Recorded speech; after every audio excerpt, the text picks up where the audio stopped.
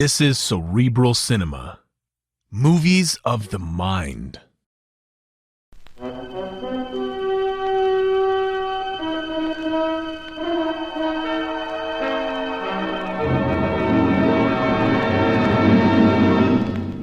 I have been here. The Grey Goose, Adventures of a Modern Robin Hood.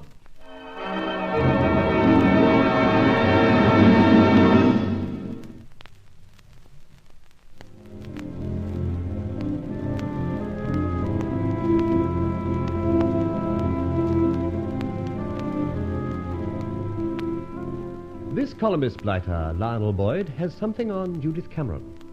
I raided his flat only to discover that Judith and he are in the middle of a wrangle. She loses her temper and, strangely, scores a hit with a little statuette of Venus. Friend Boyd goes out to it. I learn that he has papers and photos that might damage Judith Cameron if publicized.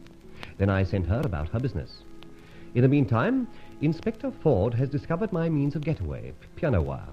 Summing it all up next day, I scent danger. Judith Cameron has left a powder compact behind. Dangerous, Rowley? Very. Did you notice that the press referred to a compact? Well? Well, the press and the police aren't fools. That compact has initials or a name on it. J.C. Judith Cameron. Very possibly. Oh, the stupid idiot. You know something, Barbara? That woman is in a state to kill our columnist with very little more provocation. The whole situation is dynamite. Oh, we must certainly stop that. What of Ben Ford, the inspector? Well, he's discovered our piano wire descent, which is a pity. However, there's more where that came from. But this Judith Cameron, what happens there? Now, that's what worrying me. Boyd has a hold on her. She mixes around a bit and supplies him with dirt from among her acquaintances for his column. Oh, horrible. True. But he's holding papers and things over her head, so until she gets them back, she has to go on obeying him. Only till when you dropped in on them. That's so. She'd knocked him out with a little bronze statuette when I arrived. He wasn't killed? Far from it. Well, let's go back a bit. He holds certain papers that threaten Judith. She searches the flat, finds nothing. The row occurs. I bob up through the window, join in the innocent fun, and Judith goes home. And so? No results. Friend Lionel Boyd then meets the Grey Goose.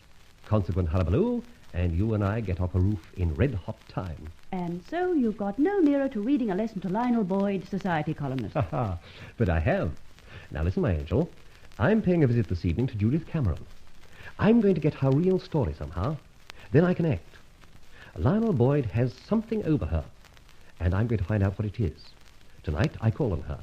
After that, I can take steps. Barbara, there's a tragedy scheduled to happen.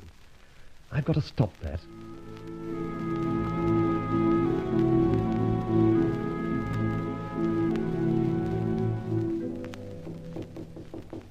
Who's that? You've had one of my cards. Well, here's another. I'm pushing it through the keyhole. A feather? A Grey Goose feather. Remember, I proved I was a friend. You can do nothing. On the contrary, I can do much. Kindly open your door. I come as a friend, Miss Cameron. May I switch off this light? Thank you. I can't think what I can do for you. Man all in black and masked. How can I trust you? Didn't I establish my friendship last night at Lionel Boyd's flat? You prevented me killing that monster. And thus saved you from disaster, Miss Cameron. I can't see how otherwise you can help me. Then let me have the opportunity of showing you. Listen, I'm a real enemy of Boyd. I'm on your side. Because of that, now be persuaded. What were you looking for when you turned his flat inside out? Why did you attempt to murder him with that little statuette? Oh, I wish I'd succeeded. Oh, nonsense. Come, I can arrange things to help you. Why not tell me? Very well, then. You know so much. Here's the rest. I'm his society spy. Yes, I guess that. Oh, don't scoff too much till you hear the rest. I nose around my own friends. I get confidences. Bit here and a bit there. Scandal. Muck. Dirt. I give it to him. Fine specimen, aren't I? Now, don't distress yourself. No? This has been forced on you. It goes against the grain. My heavens, it does. In that case, there's no need to continue. But I must. Rubbish. You imagine you're under his thumb. I am. Well, why? how can I put it? Listen, my friend. I have the chance of happiness. I knew it. A nice man, I'll guarantee you. Yes, a nice man. Take him, Judith, and hang the consequences. Oh, if only I could. Well, why not? Well, Boyd has... The evidence that you are not all you seem to this nice man? Oh, you're terrible. I'm frightened of you. Yes, Boyd and I were once... Lovers? Yes. Intimate, impassioned lovers, if you like.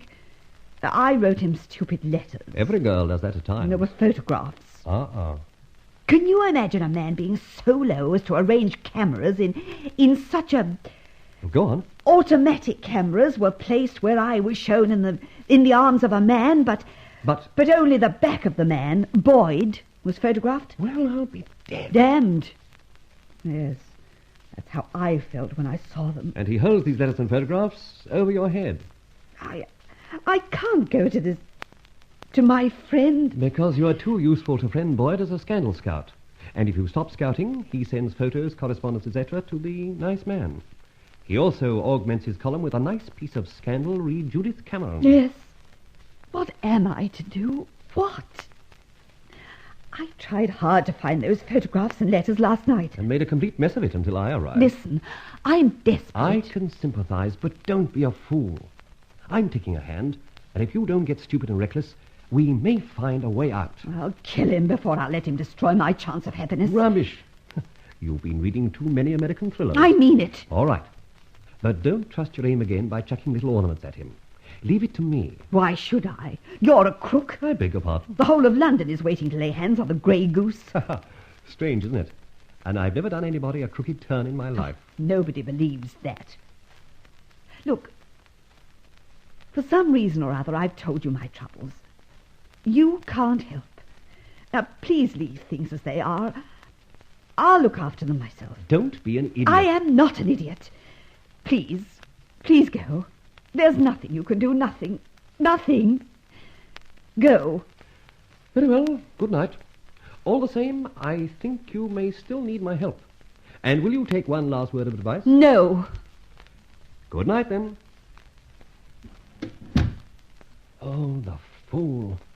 She's going to do something desperate, that's obvious.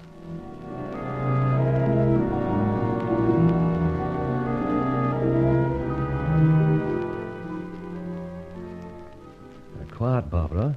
This time we go in by Mr. Boyd's front door, but not yet. Think she'll come? Yes, I'm dead certain.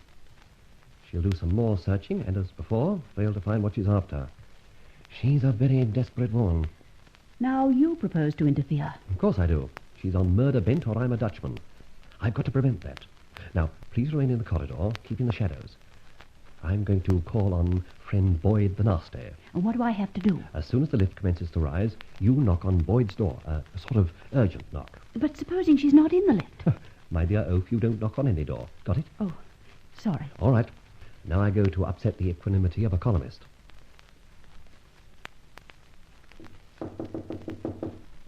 Who is it? The Grey Goose. Oh, is that so? Be with you in a minute. Put that phone down, you fool! Haven't you get in? You think I'd give you time to hold me at the door while you phone the yarn? You... Don't stutter. To ease your mind, my friend, I had that door lock opened half an hour ago. Oh, just a burglar, eh? As you wish. But in my opinion, a burglar is a notch or two higher than a blackmailing parasite like you. I'll get onto your tail yet, my friend. For heaven's sake, don't call me friend. Now, shut up. I've come this time to give you warning. Oh, yes? Yes, you fool. There's someone on your track that contemplates murder. What? Murder, I said, and I mean murder. Look, man, you're driving a certain party too far. You'll be lucky if you don't stop a bullet, and that very soon. You mean... You know who I mean. Now, don't say I haven't warned you. Let me ring the police. Rubbish. I don't want the person tried for murder. Mind you, I think it's better than you deserve, so here's the idea. Yes, anything. I'm an important man. Nobody must shoot me. My hat, stop your gibbering or I'll kill you myself and appeal to the RSPCA. Say I had to put a wretched animal out of pain. It's all right for you. No one is threatening you. Shut up and give me your keys. What? Give me your keys, I said. But... You have a wall safe or some hideaway here where you keep your pathetic skeletons. Hand over, or I'll not protect you any longer. The wall safe's behind the fridge in the kitchen. Thank you, liar. Where is it? Where is it? It's not a wall safe, it's Come on, out with it. a floor safe under this rug. Just stoop down and roll the rug back. There's a keyhole in the floorboard. Good. So, So you tried to jump me, you idiot. Now, where do you keep your dirty skeletons? Answer, worm. it's under the rug in the floor. Thanks. And don't try jumping on my back again. Now we'll have a look at the miser's hoard, shall we?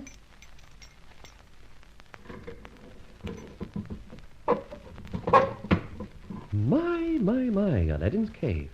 A brooch, a ring, 2, 4. Jiminy, umpteen rings, brooches. Come here, magpie. Show me a certain set of photographs and letters. I don't know what you mean. Oh, yes, you do. Come on. Where in this rat hole are they? Here, as a matter of fact.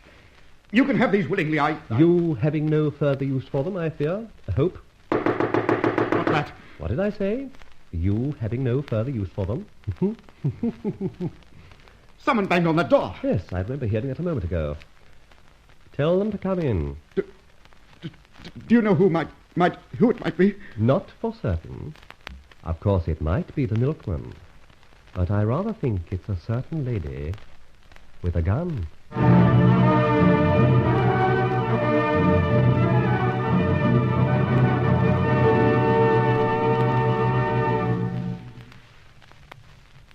So the adventure develops. Is Fletcher going to allow a lady with a gun to take over? Listen to the climax of this adventure of The Grey Goose. Cerebral Cinema hopes you have enjoyed this movie of the mind.